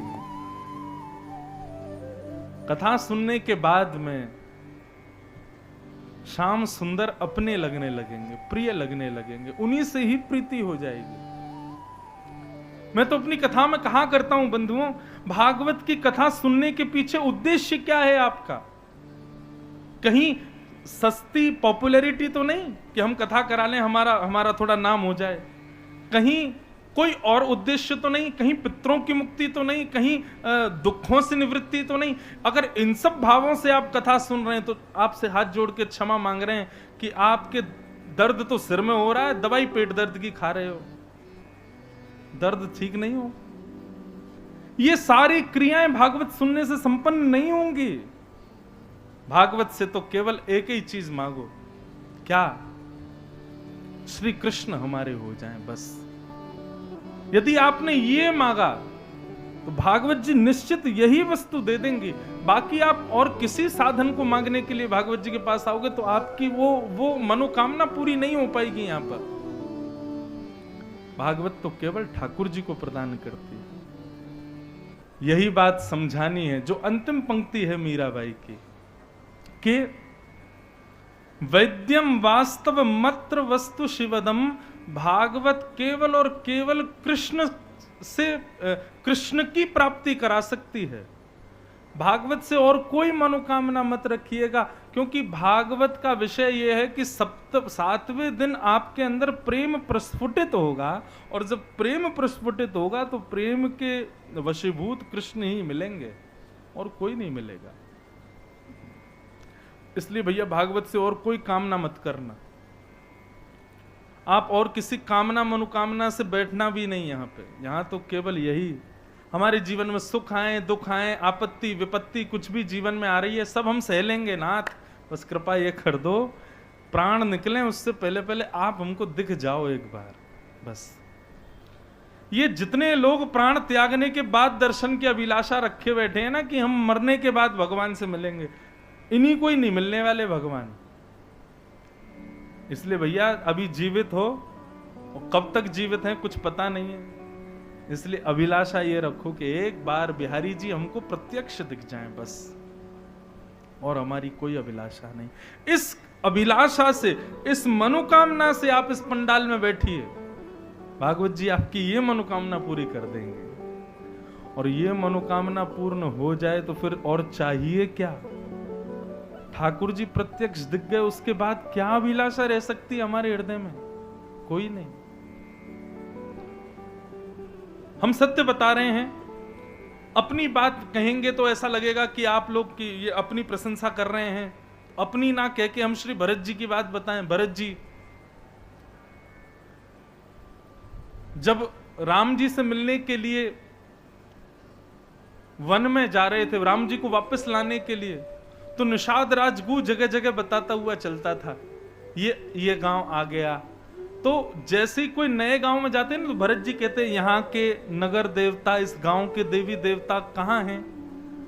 तो निषाद राजगु उनको ले जाता एक वृक्ष के पास, उसके नीचे देवी देवता बैठे होते। तो भरत जी महाराज घंटों घंटों बैठ करके उनकी पूजा करते, फिर वहां से उठते प्रणाम करके आगे जाते, दूसरे गांव में पहुंच गए, वहां के देवी देवताओं को प्रणाम करते करते करते प्रयागराज पहुंचे। प्रयागराज में जैसे ही संगम देखा, त्रिवेणी, यमुना, गंगा, सरस्वती तीनों नदियां मिल रही थीं। भरद्वाज ऋषि बोले भरत जी तीनों संगम, यहां तीनों नदियों के संगम में स्नान करके जो मनोकामना करते हैं वो पूर्ण हो जाती है। भरत जी वहां स्नान करते हैं और नेत्र सजल हो जाते हैं। तब निषाद राजगु और भरद्वाज ऋषि दोनों पूछते हैं, भरत जी आपने क्या मांगा है? तो भरत जी कहते हैं, हम जितने गांव में होते हुए आए, जितने देवी देवताओं को पूछते हुए आए, अब प्रयागराज को भी पूछ रहे हैं, तो सब जगह कामना मनोकामना केवल एक रखी कि श्री राम जी और सीता जी के चरणों में मेरी भक्ति, मेरा प्रेम और बढ़ जाए, और कुछ नहीं मांगा। सब जगह बस मैंने यही मांगा कि जन्म जन्म रति बढ़े मेरी ठाकुर जी के चरणों में, और कोई कामना नहीं की।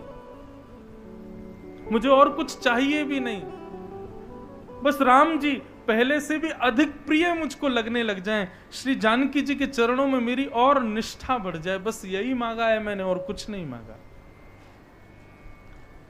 भरत जी के उस भाव को सुन के भरद्वाज जी के नेत्र सजल हो गए, और भरद्वाज जी ने वहां पर एक शब्द कहा। और क्या कहते हैं भरद्वाज जी? भरद्वाज जी कहते हैं, जीवन भर के तप का फल था राम दर्शन, और राम दर्शन के भाव का फल मिला भरत जी का दर्शन। बोल भरत, ये तुम्हारा दर्शन जो मुझे जो आज हुआ है ना, ये राम जी के दर्शन का फल है कि मुझे तुम मिले हो, तुम्हारे जैसा भक्त मिला जिसकी और कोई कामना ही नहीं, और कोई मनोकामना ही नहीं। मनोकामना बंधुओं सदैव उस भाव की रखी जाती है जो हमारी सामर्थ्य से परे हो। संसार में कितनी भी बड़ी उपलब्धि हो, सब हमारी सामर्थ्य में हम कर सकते हैं, पर ठाकुर जी को प्रत्यक्ष देखना ये हमारी सामर्थ्य से परे है। तो मनोकामना इसी की करो ना, बाकी की चीजें तो अपने अपने बल से, अपने कर्म से, अपनी मेहनत से हम सब पा सकते हैं संसार में। ठाकुर जी को पाना हमारे सामर्थ्य से बाहर की बात है, इसलिए मनोकामना उसकी करो ना।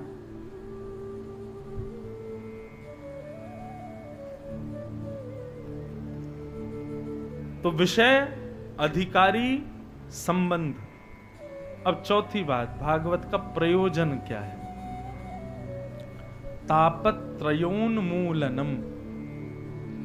3 प्रकार के तापों का उन्मूलन हो जाता है। भागवत का यही प्रयोजन है। मतलब कल भी मैंने जो बात कही थी आज पुनः दोहराऊं, भागवत जी की सन्निधि में आने के बाद ऐसा नहीं कष्ट पीड़ा नहीं आएंगे, पर अनुभूति कम होगी, उसका प्रभाव इतना ज्यादा नहीं होगा। सांसारिक व्यक्ति के ऊपर जरा सा भी कष्ट आ जाए रोने लग जाएगा, सिर पकड़ के बैठेगा, चिंता करेगा, परंतु भक्त वैष्णव व्यक्ति के जीवन में महान विषाद आ जाए फिर भी वो दुखी नहीं हो सकता। भक्ति का ये प्रभाव होता है बंधुओं। इसलिए आप देखेंगे संत महापुरुष वैष्णव जन जो श्रेष्ठ जन होते हैं, बड़ी बड़ी पीड़ाएं, बड़ी बड़ी जीवन में विपत्ति आ जाती हैं, उसके बाद भी उनके हृदय पर इतना असर नहीं होता। क्यों? भक्ति जो है ये प्रोटेक्ट करती है विषादों से। भक्ति में तो फिर एक ही विषाद रहता है कि हमको श्याम सुंदर नहीं मिल रहे, बस। इसके अलावा संसार के जितने भी विषाद है ना, उनमें इतनी पीड़ा नहीं होती, और संसार के जितने भी दुख दारिद्र हैं उनसे कष्ट नहीं होता भक्त व्यक्ति को। कोई संत रोता हुआ दिख जाए तो लोग आश्चर्य करते हैं, आप संत होते हुए कैसे रो सकते हो? क्यों? संत रो नहीं सकता? नहीं, रोते तो संसार के लोग हैं ना, रोते तो वो लोग हैं जो संसार में आ सकते हैं। सब छोड़ छाड़ के भगवान के हो गए, फिर क्यों रोना? ठीक वैसे ही बंधुओं, भक्त जो हैं वो संसारिक विपत्तियों पर, संसारिक विषादों पर ज्यादा रुदन नहीं करते, ज्यादा व्याकुल नहीं होते। उनकी व्याकुलता का कारण तो केवल श्याम सुंदर की अप्राप्ति ही है, बस, और कोई नहीं। तो भागवत का प्रयोजन क्या है? संसार के जितने विषाद हैं आएंगे तो सही, लेकिन उनकी पीड़ा नष्ट हो जाएगी, पीड़ा नहीं होगी, फिर पीड़ा समाप्त हो जाएगी। तापत्रयोन्मूलनम। इस प्रकार ये भागवत का दूसरा श्लोक सुनाया गया। अब भागवत के तीसरे श्लोक में वक्ता को समझाया गया। अभी तक श्रोता समझा रहे, अब वक्ता को क्या समझना चाहिए? निगम कल्प तरोर्गलितम फलम सुख मुखादमृत द्रव संयुतम पिबत भागवतम रसमालयम मुहुरहो रसिका भुवि भावुका। निगम कहते हैं वेद को। ऋग्वेद, यजुर्वेद, सामवेद, अथर्ववेद, इन चतुर्वेदों को ही निगम कहते हैं। हम कहते हैं आगम निगम पुराण बखाना गाते हैं, तो ये आगम निगम क्या है? निगम मतलब वेद। वेद रूपी कल्प वृक्ष का पका हुआ फल है श्रीमद् भागवत। मतलब वृक्ष की जितनी ऊर्जा होती है, जितनी शक्ति होती है, जितना तत्व होता है, वो फल में होता है और कहीं नहीं होता। फल यदि आपने खा लिया, चख लिया, सेवन कर लिया, तो वृक्ष की जितनी ऊर्जा है वो सब आपके भीतर आ जाएगी, जितना रस है वो सब आपके पास आ जाएगा। तो वेदों का जितना ऊर्जा तत्व है, जितना बल है, जितना रस है, वो सब भागवत में विद्यमान है। तो निगम कल्पतरो और गलितम फलम, तो ये भागवत जो है वेद रूपी कल्प वृक्ष का फल है। और सुख मुखाद अमृत द्रव संयुतम, सुखदेव जी के मुख लग जाने से ये भागवत रूपी फल अमृत के समान हो गया। तोता यदि फल में मुख लगा दे तो वो मीठा हो जाता है, लेकिन तोता यदि मीठे फल में मुख लगा दे तो वो अमृत बन जाता है। सुखदेव जी के मुख लग जाने से ये अमृत समान हो गई। अब यहां पर एक बात, ये वक्ताओं को समझाने के लिए, लेकिन आप लोग भी सुनो। भागवत वेद रूपी कल्प वृक्ष का पका हुआ फल है, और उसके वक्ता कौन है? बोले सुखदेव जी। तो सुखदेव जी की जो आकृति है बंधुओं, वो कैसी है? तोते के समान बनाई गई। अभी भागवत जी के बगल में आप देखेंगे तो सुखदेव जी दिखाई दे रहे होंगे। सुखदेव जी तोते के रूप में, तो क्या वक्ता को तोता बन के बैठना चाहिए? नहीं, तोते का एक स्वभाव होता है, वो स्वभाव वक्ता के अंदर होना चाहिए। तोते का स्वभाव क्या होता है? आम के पेड़ पर चील भी जाके बैठेगी, लेकिन मांस ढूंढेगी, आम नहीं खाएगी। आम के पेड़ पर कबूतर भी जाकर के बैठेगा, लेकिन आम नहीं खाएगा। आम के पेड़ पर बाकी के पक्षी भी जाकर के बैठेंगे, परंतु आम नहीं खाएंगे। आम कौन खाएगा? बोलो, जैसे ही तोता आकर के बैठेगा तो भीतर प्रवेश करेगा सुंदर फल कौन सा है अपनी बुद्धि विवेक से ढूंढ के उसमें चोंच डाल करके उसका रस स्वयं भी लेगा, और जैसे ही चोंच निकालेगा तो उसका जो रस थोड़ा बहुत टपकेगा, नीचे गिरा करके कुछ चींटी मकोड़ी आदियों को भी दे देगा। मतलब यही स्वभाव वक्ता का होना चाहिए। यहां इस व्यासपीठ रूपी वृक्ष पर चील बन करके ना बैठे। चील बन करके मतलब केवल दक्षिणा ऐंठने के लिए नहीं बैठे। यहां पर कबूतर बन के नहीं बैठे। कबूतर मतलब केवल ये सब मेरे भक्त हो जाएं, मेरे पीछे पीछे दौड़े, मेरी इतनी फैन फॉलोइंग हो जाए, इसलिए नहीं बैठे यहां पर। यहां पर तो सुख बन करके बैठे।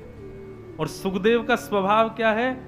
वो ये नहीं विचार करता कि वृक्ष के बाहर क्या है। वृक्ष के भीतर एक सुंदर फल है, उस फल में मुख लगा के खुद भी रस लेवे, और जैसे ही रस लेवे चोंच बाहर निकाल करके उस रस को औरों को भी बटोर दे। ये सुख का स्वभाव होना चाहिए, ये वक्ता का स्वभाव होना चाहिए। इसलिए भागवत में सुखदेव जी की पूजा होती है। ये सुखदेव जी की पूजा आपके कल्याण के लिए नहीं होती, ये वक्ता को बार बार दिखाने के लिए होती। बेटा चील और कबूतर नहीं बनना, यहां बैठ के सुख ही बनो। ये भागवत रूपी रस है, पहले इससे खुद आनंदित हो, रस युक्त हो जाओ, और फिर सामने जितने लोग बैठे इनको भी रस में डुबो दो। इसलिए तुम यहां सुख बन करके बैठो। इसलिए कई बार क्या होता है बंधुओं, जब मैं जाता हूं कोई मुझसे प्रश्न करता है तो मैं कहता हूं जब मैं व्यासपीठ पे बैठूं तभी पूछना। क्यों? नीचे तो हम कुछ भी हो सकते हैं, लेकिन व्यासपीठ पे बैठे उस समय सुखदेव जी का थोड़ा अंश तो आ जाता है। वहां जो उत्तर आएगा ना वो कल्याणकारी होगा, वहीं पूछना। तो इसलिए पिबत भागवतम रसमालयम मुहुरहो रसिका भुवि भावुका। ये लीजिए एक नया कॉन्सेप्ट। भागवत सुनने का विषय नहीं है। भागवत सुनने के लिए आप लोग यहां नहीं बैठे। भागवत सुनने का विषय नहीं है। तो पिबत भागवतम रसमालयम, भागवत पीने का विषय, भागवत पीने की वस्तु। भागवत को पियो। आप कहोगे महाराज ये तो वैसे ही हो गया कि आप बोल रहे हो सेब पियो, चीकू पियो, हैं केला पियो। भागवत पियो, आप बोल रहे हो, हम सुन रहे हैं। अब इसमें पिए कैसे? मुंह खोल के थोड़ी बैठेंगे कथा में कि कथा मुख से भीतर प्रवेश हो, नहीं। पिबत भागवतम रसमालयम, पीने का मतलब क्या होता है बंधुओं? जरूरी नहीं है हम मुख से ही पीते हैं। मुख से कुछ सामग्री तो भीतर जाके असर करती है। ऐसे ही बाहर से नेत्रों पर, कानों पर, नासिका पर, त्वचा पर कई बार ऐसी कोई ना कोई वस्तु का स्पर्श होता है कि वो भीतर असर करती है।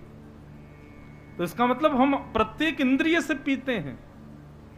किसी को सुंदरता को देख लिया, अब तो महाराज जब देखें तब वही वही दिख रहा है, तो इसका मतलब क्या? नेत्रों से पिया। किसी सुंदर सुगंधी को आपने ले लिया, आप तो जहां जा रहे हैं उसी की स्मृति आ रही है कि वो सुगंधी सबसे बढ़िया है, नाक से पिया। किसी सुंदर स्पर्श को अनुभव किया तो अब वही लग रहा है कि वही स्पर्श मिलना चाहिए, तो ये त्वचा से पिया। ऐसे ही कानों से कई बार शब्द हम सुन लेते हैं, उसके बाद सारे शब्द बुरे लगते हैं, तो मतलब कान से पिया। कहने का अभिप्राय भागवत ऐसे सुनो कि इसके बाद और कुछ सुनने की इच्छा ही पैदा ना हो, और कुछ भी ग्रहण करने का मन ही नहीं हो। बस कथा निरंतर मेरे कानों से केवल भगवत वार्ता ही प्रविष्ट होती रहे, भगवत संबंधी चर्चा ही मुझको प्रिय लगे। दर्शन को नैना तपे, वचन सुनन को कान, मिलवे को हियरा तपे, ही के जीवन प्राण, गोवर्धन वासी सांवरे, तुम बिन रहो न जाए रे, गोवर्धन वासी सांवरे। पता नहीं क्यों भरतपुर में जब से हमारी कथा हो रही कल से, हम प्रयास तो खूब कर रहे हैं कि हम वैराग्य के विषय में ज्यादा बोलें, हम ज्ञान के विषय में ज्यादा बोलें, लेकिन घूम फिर के यहाँ प्रेम ही निकल रहा है मुख से, और ये हमारी सामर्थ्य में नहीं है। हमारी हर कथा में कुछ ना कुछ परिवर्तित रहते हैं भाव। कहीं पर ज्ञान परक कथा होती है, कहीं पर वैराग्य परक कथा होती है, कहीं पर जो है विषय परक कथा होती है।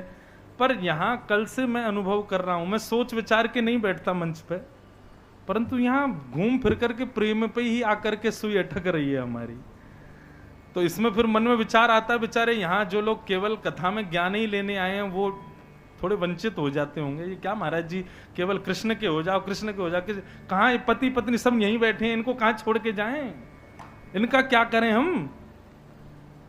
तो मन में बड़ी विडंबना सी भी हो रही है, लेकिन वास्तव में ये तभी संभव है जब बिहारी जी कथा में बैठे हों। बिहारी जी पधारे, इसीलिए प्रेम परख ही यहां पर प्रसंग चल रहा है। हम कितना भी विषय को ले जाएं, लेकिन वो आप प्रेम की चर्चा ही जाती है। पिबत भागवतम रसमालयम, मतलब फिर और कुछ भाए ना, बस श्याम सुंदर भाए, फिर और कुछ ना भाए। इस कथा के बाद में कोई आपसे कहे कि भैया चलो पिक्चर लगी है देखने चलने, अब देखने की रुचि नहीं, अब सुनने का मन नहीं। हमारी स्थिति तो धीरे धीरे ऐसी हो गई है। अभी हम भी गृहस्थाश्रम में भैया परिवार में ही रहते हैं, लेकिन हमारे परिवार के लोग, अब हमारे परिवार का तो माहौल भी कुछ ऐसा ही है, पिताजी भी वक्ता, हम भी वक्ता, तो थोड़ा बहुत तो बच जाते हैं संसार से। लेकिन संसार की ज्यादा क्रियाओं में हमको अब, पहले तो ले भी जाते थे, अब तो घर वालों, घर के कई बालक बच्चे वो लेके भी नहीं जाते। वो क्यों? उनको पता है ये जा ही नहीं पाएगा, ये रह ही नहीं पाएगा, रुक ही नहीं पाएगा, इसकी स्थिति नहीं हो पाएगी। अब ब्याह के प्रसंगों में हमको कोई बुलाता है तो हम उससे हाथ जोड़ मना करते हैं, हमको मत बुलाओ, क्योंकि ब्याह में दुल्हा दुल्हन की सब बलैयां लेते हैं। अरे देखो कितनी बढ़िया जोड़ी लग रही है, पर हमें लगता है, मैंने कहा अभी तुमने शामा शाम की जोड़ी देखी ही नहीं है, यही मारे ये बढ़िया लग रहे हैं, कभी आके देखो। वो जिस दिन भा जाएंगे उस दिन कोई बढ़िया नहीं लगेगा, उस दिन कोई नहीं भाएगा। अब स्थिति ऐसी हो गई है, तो इसलिए संसार में रहना, संसार के विषयों को स्वीकार करना थोड़ा मुश्किल होता है, परंतु फिर भी हम सुखी हैं। हम अभिनय बहुत बढ़िया करते हैं, हमको कोई बुलाए तो हम इतनी प्रशंसा करके आते हैं, इतने बढ़िया प्रेम भाव से सब जगह जाते हैं, आनंद करके आते हैं, परंतु मन का भाव तो यही कहता है कि नहीं, बस वृंदावन तज अब कहीं ना जाऊं, बस श्यामा श्याम निरंतर गाऊं, बस यही भाव रहता है। तो पिबत भागवत सुनने का विषय नहीं, भागवत पीने का विषय है। पीने का एक और अभिप्राय, आप जिस वस्तु का पान करोगे वो असर करेगी, मतलब भागवत आपके ऊपर असर करे, ऐसे सुनो। कोई असर ही ना हो रहा तो फिर सुनने का कोई अभिप्राय नहीं। असर हो, दिखने लगे, आओ भाव विचार सब बदलने लग जाएं, तब समझो। तो ये भागवत के 3 श्लोकों में मंगलाचरण किया। अब यहाँ सौनकादि ऋषियों ने 6 प्रश्न किए, इन्हीं में ही 6 दिन तक कथा चलेगी। किम श्रेय शास्त्र सारः क स्व अवतार प्रयोजनम किम कर्म के अवतारश्च धर्मः कम शरणम गतः। ये 6 प्रश्न हैं। इन्हीं 6 प्रश्नों में भागवत की अब कथा चलेगी। प्रश्न कौन कौन से? सबसे पहला, किम श्रेय, भगवान के अवतार का श्रेय किसको जाता है? भक्तों को कि राक्षसों को? राक्षस को मारने आते हैं कि भक्तों के लिए आते हैं?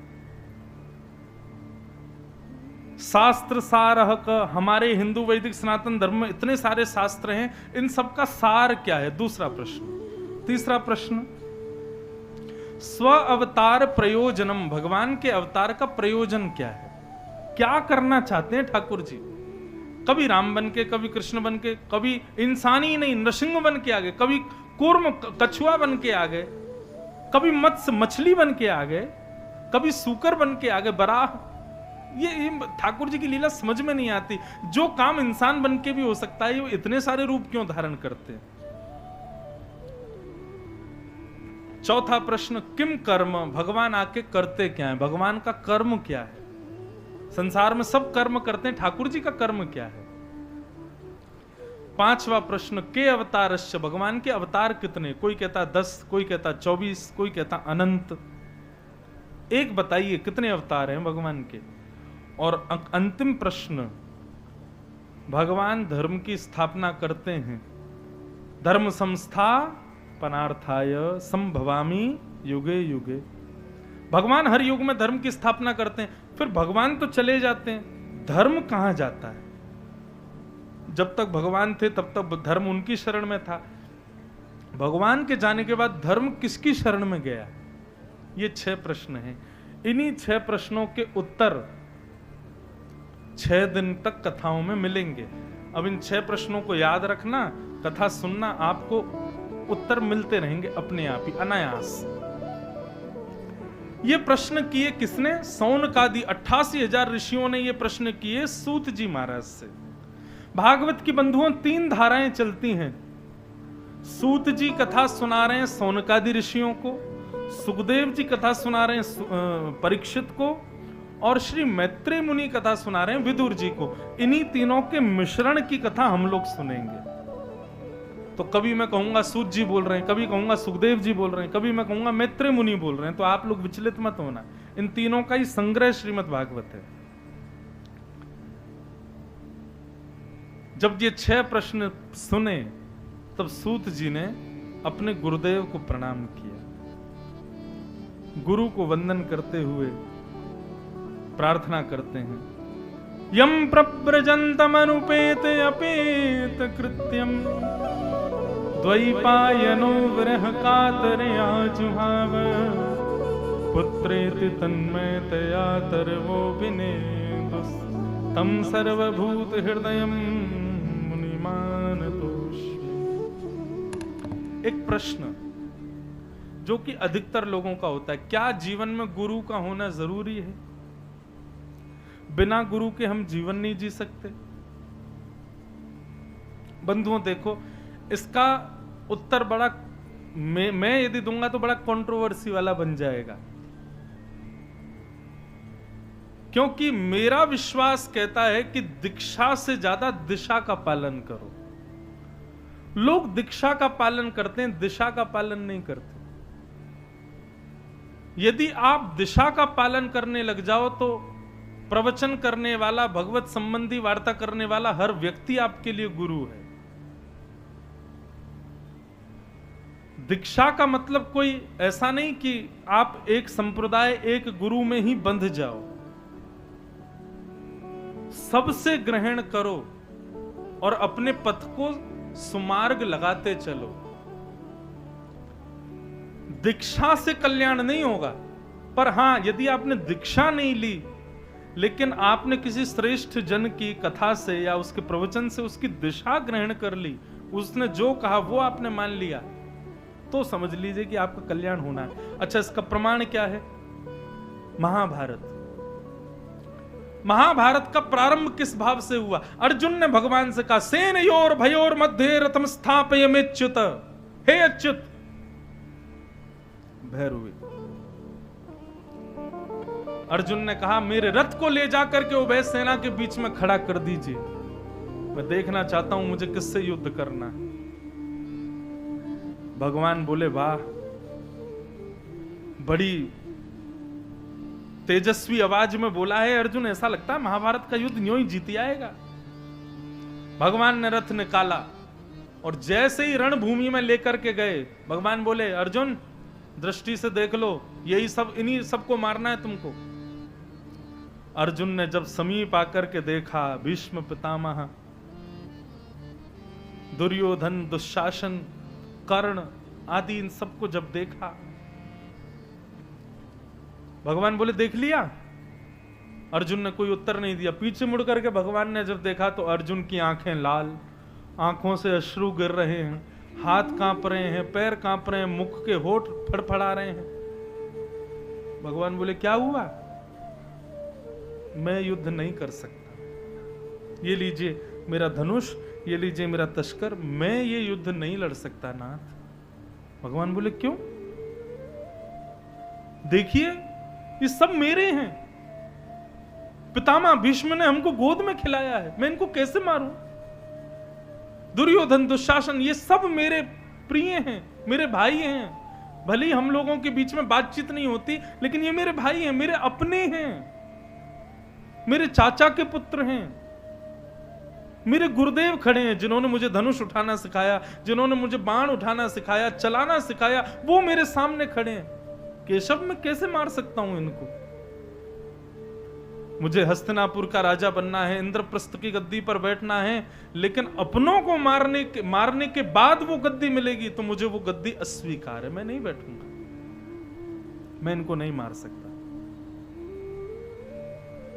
भगवान बोले इतना मोह,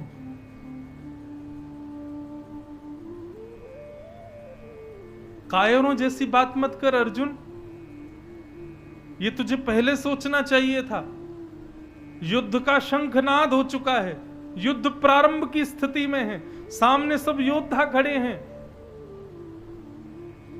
युद्ध प्रारंभ होने वाला, अब तू कह रहा है मैं युद्ध नहीं करूंगा, और केवल एक चंद से मोह की वजह से।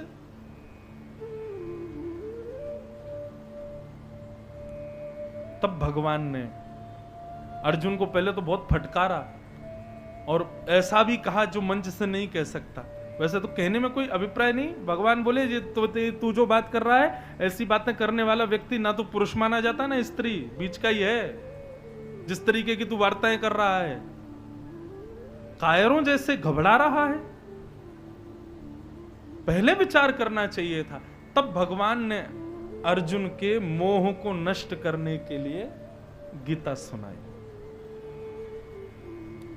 और जब उस गीता का ज्ञान अर्जुन ने सुना, भगवान ने 18 अध्याय पूर्ण करने के बाद कहा अर्जुन अब क्या करोगे? तब अर्जुन कहता है करिष्ये वचनम तव, आप जो कहोगे मैं वही करूंगा।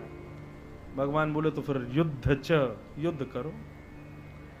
और जैसे युद्ध किया, जहां भी अर्जुन को लगता था कि अब मैं गिरने वाला हूं, तुरंत भगवान से पूछता था क्या करूं? भगवान बोलते जो कहूंगा सो करेगा। बोले हाँ ऐसा कर।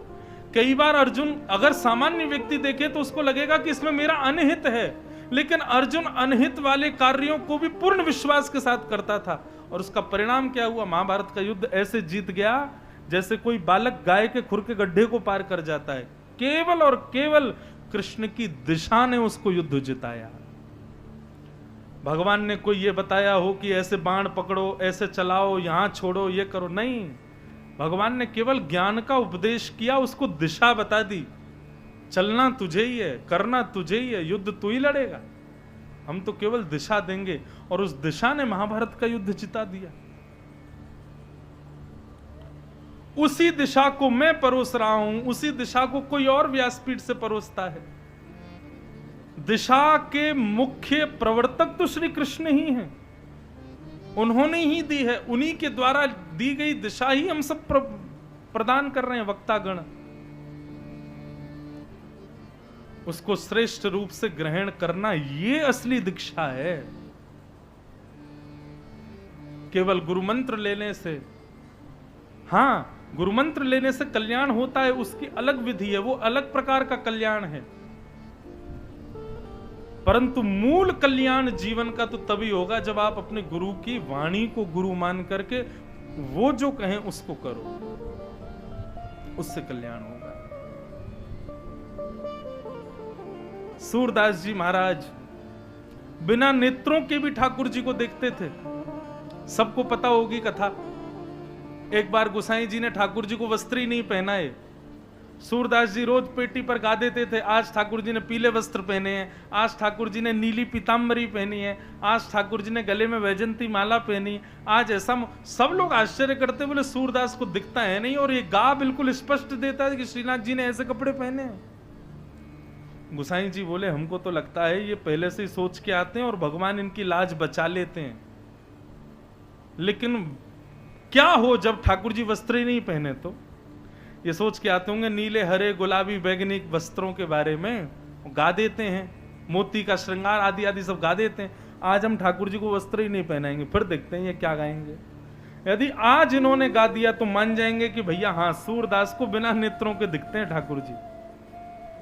सूरदास आए, पेटी खोल करके बैठे, जैसे ही कपाट खुले, गाओ सूरदास।